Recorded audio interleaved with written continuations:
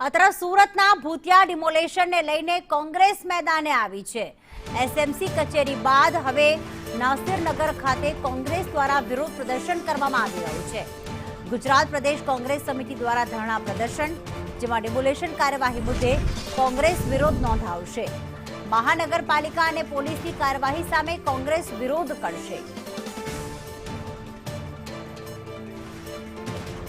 જયેન્દ્ર પાંડે અમારી સાથે લાઈવ જોડાઈ ગયા છે। જયેન્દ્ર, આ પરિવારજનો સાથે આવ્યું છે પ્રદેશ કોંગ્રેસ અને ધરણા પ્રદર્શન અને વિરોધનો કાર્યક્રમ રાખવામાં આવ્યો છે। શું વિગતો સામે આવી રહી છે? કયા કયા કોંગ્રેસના નેતાઓ ત્યાં ઉપસ્થિત?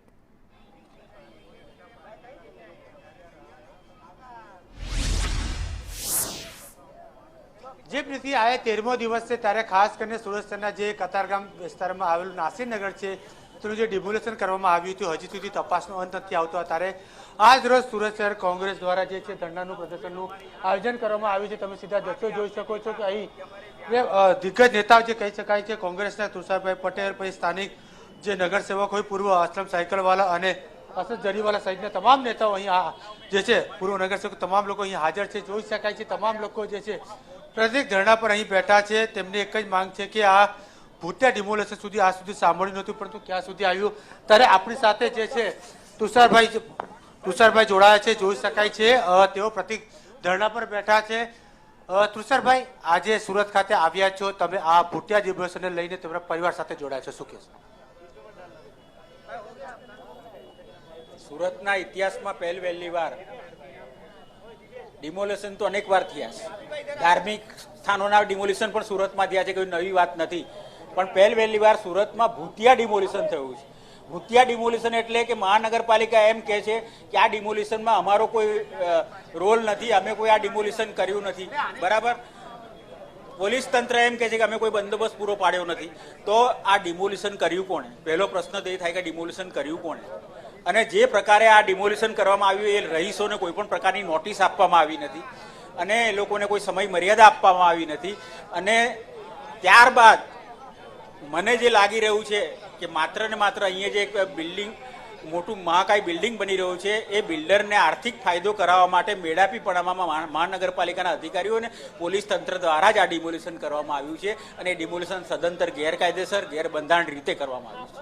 તુષારભાઈ, ગઈકાલે જે છે સિટી ઇજનેર છે આશિષ નાયક દ્વારા એક વિડીયો બહાર પાડવામાં આવે છે। તેઓ 12 દિવસ પછી પોતાનું મૌન ખોલે છે અને કહે છે આ ડિમોલેશન અમારા દ્વારા જ કરવામાં આવ્યું છે। અને સાંજે જ્યારે એસએમસી કમિશનર કહે છે કે આ ડિમોલેશન અમારા દ્વારા કરવામાં આવ્યું છે કે નહીં તેની તપાસ ચાલી રહી છે, પરંતુ 12 દિવસ સુધી તપાસ, તેને લઈને તમે કઈ રીતે જુઓ છો આ તપાસ? તમે જુઓ કે જે દિવસે ડિમોલેશન થયું એના બીજા દિવસે કાર્યપાલક ઇજનેર રજા પર ઉતરી જાય છે, જે જવાબદાર અધિકારી હતા એ રજા પર ઉતરી જાય છે, જે કોન્ટ્રાક્ટરે જેસીબી ને બુલડોઝર પૂરા પાડ્યા ડિમોલેશન માટે એ અંડરગ્રાઉન્ડ થઈ જાય છે। અને 12 દિવસ સુધી પત્રકાર સહિત પ્રજાને એક જ જવાબ આપવામાં આવે છે કે મહાનગરપાલિકાનો આમાં કોઈ ભૂમિકા નથી। તો શા માટે 12 દિવસ પછી આ સ્ટેટમેન્ટ તમારે આપવું પડ્યું? એટલે પહેલો પ્રશ્ન એ થાય છે કે 12 દિવસ પછી તમને ખબર પડી કે તમે ડિમોલેશન કર્યું? એના પરથી સ્પષ્ટ થાય છે કે આમાં ક્યાંક ને ક્યાંક મહાનગરપાલિકાના અધિકારીઓની સંડોવણી છે ને એ લોકોએ ખોટું કાર્ય કર્યું છે। આપની શું માંગ છે આમાં? અમે ગાંધીનગર મુખ્યમંત્રીશ્રીને પત્ર લખીને માગણી કરી છે કે ઉચ્ચ સ્તરીય તપાસ સમિતિની નિમણૂક થવી જોઈએ અને ઉચ્ચ સ્તરીય તપાસ સમિતિ અહીંયા સુરત આવે અને સમગ્ર પ્રકરણની ઊંડી તપાસ કરે અને જે પણ કોઈ જવાબદાર અધિકારી છે એને કડકમાં કડક સજા થવી જોઈએ। અને અમારી બીજી માંગણી એ છે કે જે બાંધકામ અત્યારે બિલ્ડર દ્વારા કરવામાં આવી રહ્યું છે એને જો મહાનગરપાલિકાએ પરવાનગી ના આપી હોય તો એની પણ તપાસ થવી જોઈએ અને જે ગેરકાયદેસર બાંધકામ બિલ્ડર દ્વારા કરવામાં આવ્યું હોય એને પણ તોડી નાખવું જોઈએ। બિલકુલથી અસરત જરીવાલા પણ આપણી સાથે ઉપસ્થિત છે। અસરતભાઈ, જણાવશો, તમે પણ અહીં ઉપસ્થિત હતા, નગરસેવક છો કોંગ્રેસના, ત્યારે તમારા દ્વારા કયા પ્રકારની આ લોકોની જે ભાષામાં? જો અમે તો છેલ્લા 30, 31 અને 1લી તારીખે જે જંગલરાજની પ્રમાણે ડિમોલિશન થયું ત્યારથી આ લોકો સાથે છીએ અને સતત સુરત મહાનગરપાલિકાના કમિશનર અને સુરત શહેરના કમિશનરને રજૂઆત કરી રહ્યા છે અને એમને પૂછી રહ્યા છે કે ડિમોલેશન કોણે કર્યું, અમને લીડર બતાવો।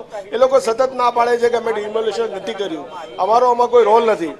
જેડો જયંત જીયારામવાલા હોય કે મનીષ ડોક્ટર હોય કે સુજલ પ્રજાપતિ હોય કે કમિશનર સાહેબ હોય, બધાની રૂબરૂ મુલાકાત લીધી છે અમે, એટલે બધા કહે છે અમે ડિમોલેશન નથી કર્યું, પણ હાવ જુઠ્ઠું બોલે છે.